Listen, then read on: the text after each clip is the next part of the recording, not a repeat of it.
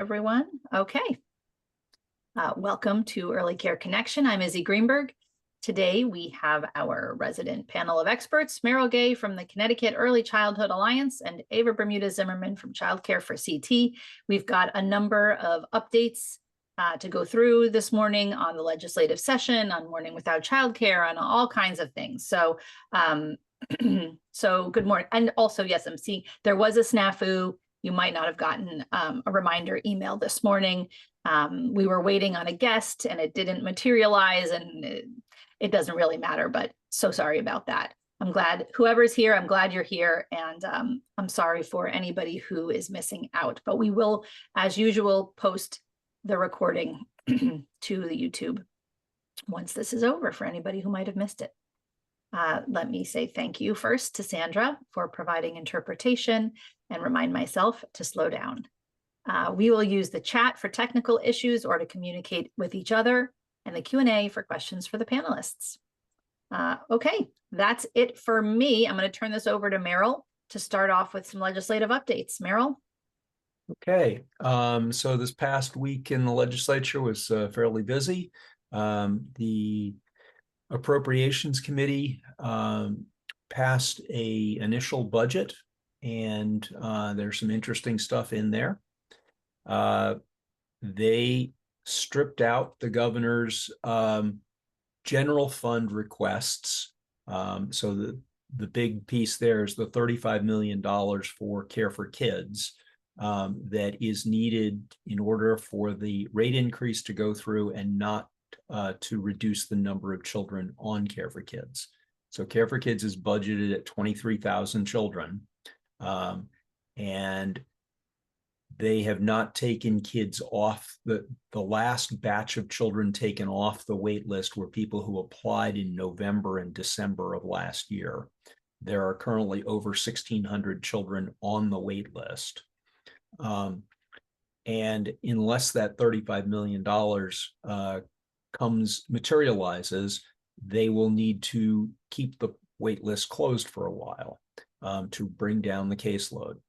So what the Appropriations Committee did was to say, Governor, you've requested $300 million of surplus money to go into an early childhood fund that is not covered by the spending cap. We see that. We're going to put that money in there. But this other request for money out of the general fund that does have to come under the spending cap, we're going to take that out because we got lots of other things we need to spend money on this year. So if you really want that money, it can come out of that $300 million that's outside of the spending cap. Now, under the proposal that the governor made, you could take 10% of that money in the fund, in the Universal Pre-K endowment, out each year. And the idea is that each year we're putting more money in, and so each year you'd be able to take more out.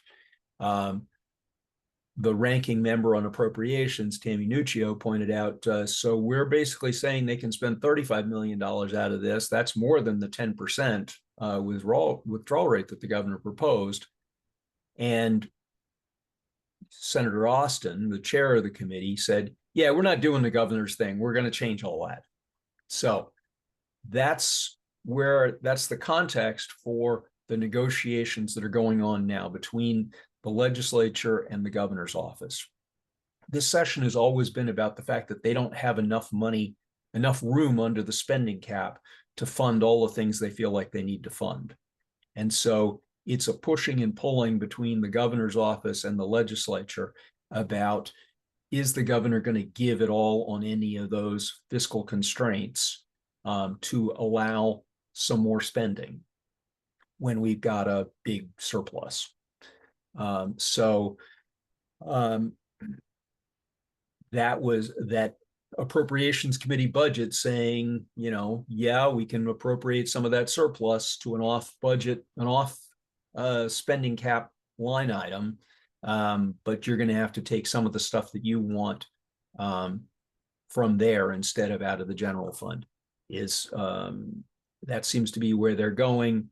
It may mean that the governor has to compromise on what's the percentage that can be spent out of that fund and go to a higher percentage. But right now, that Care for Kids, that needed Care for Kids expenditure pretty much takes all of the spending authority out of the universal pre-K proposal, which would mean there wouldn't be any money left to do anything else. And there's also clearly a set of conflicts about, what will get funded. Will it be all pre-K? Will it be a combination of pre-K and infant toddler care? Will it be through the early start system? Will it be through something else? There are some real fluid negotiations going on right now. This is a good time to try and get in touch with your senators, to let them know that it's important that we have a strong early start system, and that we make sure there's enough money to be able to do that and keep Care for Kids whole as well. The other bills that are out there, the large family childcare bill passed out of committee and is awaiting further action. Trying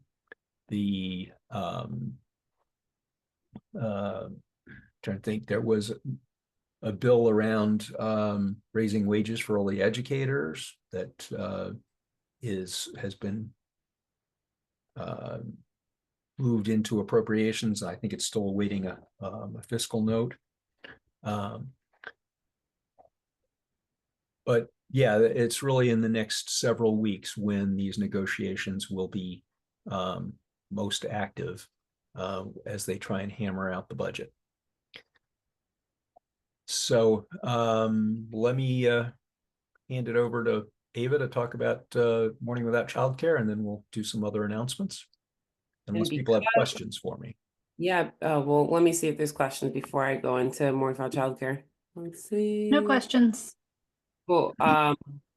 Because of what Meryl just mentioned with session, Morning Without Childcare is even more important. So we started this legislative session.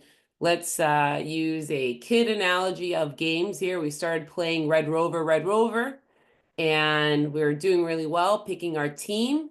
And now we're somehow transitioning into a new game, a dodgeball game. And sometimes when you tell little kids and you change the rules mid-game, they get so frustrated, they stop playing, right? So right now the rules are changing in session.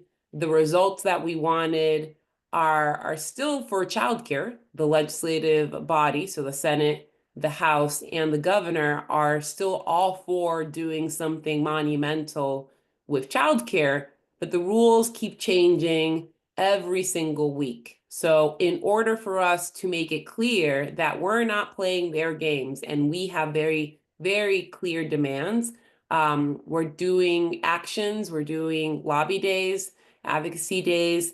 A lot of the partners that you all might be connected with have these different advocacy days in the month of April and in the month of May. So please be on the lookout for different announcements promoting those days, because there is alignment within the advocacy community for parents and childcare providers that we have to speak up. We have to make it clear to those elected officials that we do need the money and we have a plan for how we need the money. So Morning Without Childcare, our annual event, we are going bigger and bolder this year. We're having 14 different events throughout the state of Connecticut. If you go to childcare4ct.org, and that's childcare4ct.org, you can see the full list of the different Morning Without Childcare rallies. Every major city in the state is covered. So Bridgeport, New Haven, Hartford, Danbury, Norwalk, Torrington, New Britain. Then we have smaller cities or smaller towns like Bloomfield, Mansfield. We've got New London. So most of the state shouldn't have more than a 15 to 20-minute drive to any of the rallies. And if you're working late, if you're with the kids until 6 p.m., some of you have very long hours, there are options in the evening to attend a rally. For the evening rally, if by any chance you have the ability to make it to the Hartford rally, let's say you went to a rally during the morning near you, awesome, love that.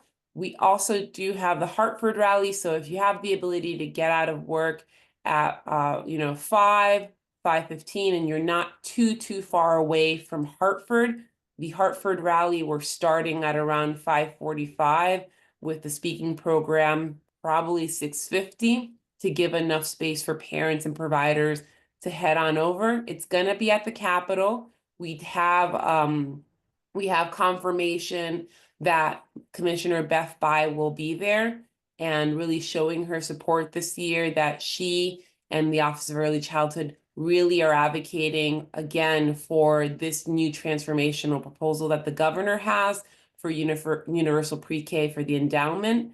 And, we are excited that this year there is so much attention, and that people are paying attention that are not the usual suspects, right? So let's bring it home. May 7th rallies are then followed by lobby days.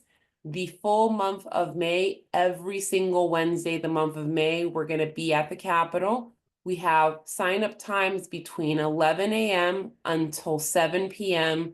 Where anybody could just say, hey, I want to make sure I talk to a legislator or my state rep. I want to have that conversation and let them know how important childcare is for me, for my community, for my job. So sign up, come on over. We'll have staffers there guiding you through the process, make it a little less scary. We'll have palm cards and information to hand to them in that conversation. But we got to bring it home, and we have to play by our own rules, right? If the rules keep changing and session is just frustrating and it seems like they don't always understand what we're saying. We've worked so hard to get here. It wouldn't have been possible to have this much attention if it wasn't for all of you, honestly. Most of you, I've been working in this space for over a decade, and you know how it was 10 years ago. Us fighting, trying to get scraps for Care for Kids, Care for Kids, shutting down once, and us rallying to get them back open. We need something different. We don't need Band-Aids anymore. We really need to move past that and figure out a way that's permanent. So I hope to see you all May 7th on one of the rallies, And if you can't make it, there are ways that we can engage virtually, right, through social media. We have a toolkit for folks. And if not, we'll see you on lobby days during the Wednesdays each month of May to really get that message across. Okay. I wanted to just let everybody know that there's an opportunity to go to the Capitol this week on Thursday. The Alliance is partnering with LISC to show up for the LISC Landscape Analysis Forum. So they've done a report based on their work over the past 2 years, making grants as well as doing research about the status of childcare facilities across the state. And there is a proposal to bond for ongoing facilities improvement. And that's an important thing that needs to happen this year. But if you can come to the Capitol this coming Thursday, there'll be coffee and refreshments from 8:30 to 9:30. And then from 9:30 to 11, there's the forum. And then the legislature will be in session, so legislators will be around.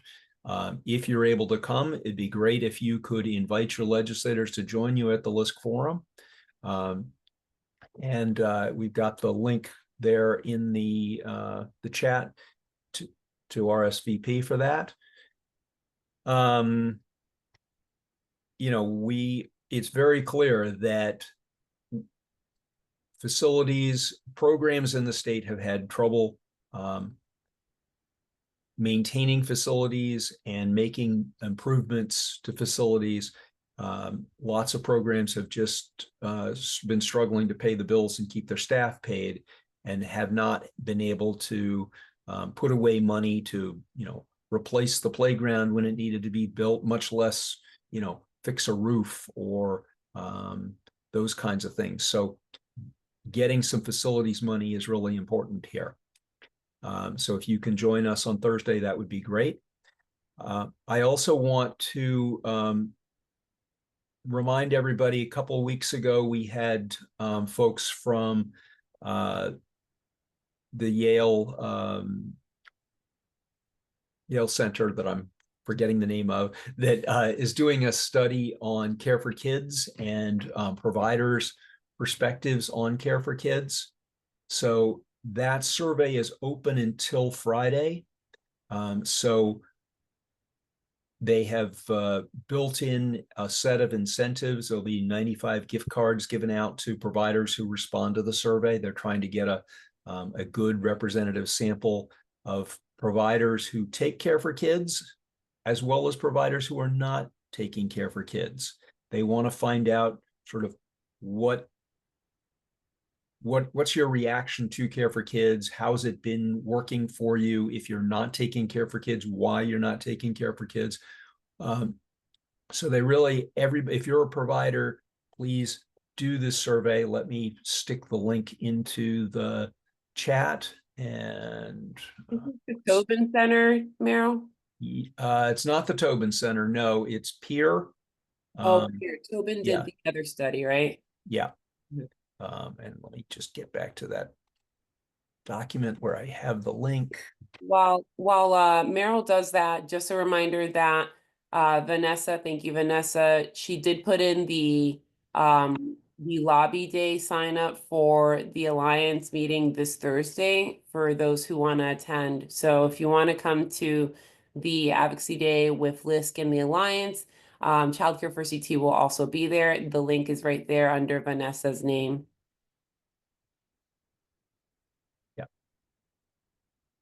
Okay, so the link, Joanna put that into the chat.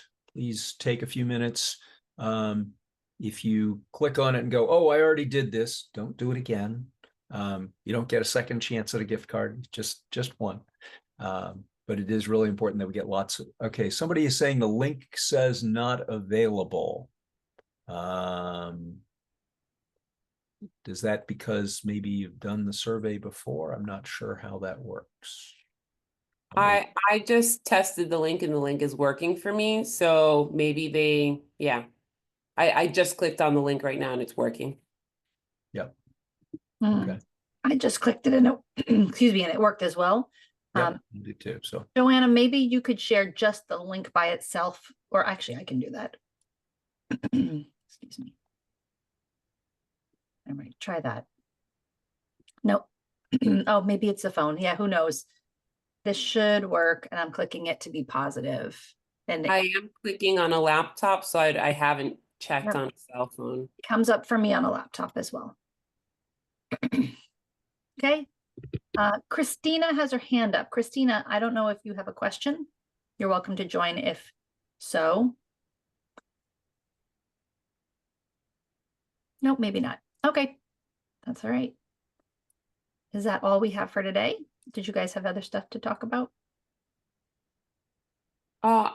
It's not other stuff. I think it's worth reminding folks that if you have visited the Morningside Child Care website and you saw some of the locations coming soon, we did finalize the Stratford location and the New Britain location. So that's for those communities, Stratford and New Britain, that's up and ready and running. And sorry for the delay. Okay. All right, so I guess that's it then. No questions in the Q&A. We're looking good. Okay, nice quick call. You guys get a lot of your Monday back. Amazing. All the links are here. Those links will be posted. Meryl, are the links that you shared, are they on your website? If folks don't catch them. list this Thursday. Is that available on the website, or are you doing an email blast on ECE? Vanessa's saying, yes, it is. Okay, so I would say the two things to bookmark, you guys, are this events website for Merrill, and then let's see, the get involved page. I'll put it in here for CT. Oh, and don't forget, folks, that if you're ever looking for links and maybe you are with the kids right now and you have a headset on and you know that we said links and you're like, oh no, I can't grab the links, and then the call ends, you could always go to earlycareconnection.org, the website for this call, earlycareconnection.org. And within 24 hours, we upload the videos of these conversations, and it does have all the links attached to it. Yep. So if you subscribe to the YouTube, you'll always get a notification when that thing is posted. And in the comment, the description of the video is where we post a link to the chat, a link to the Spanish audio file. So if you're a Spanish speaker, you can listen along. And, you know, if there's a PowerPoint, we put that there as well. So, all right. Thanks, guys. Yeah. Have a wonderful Monday. We'll see you next week. Thanks.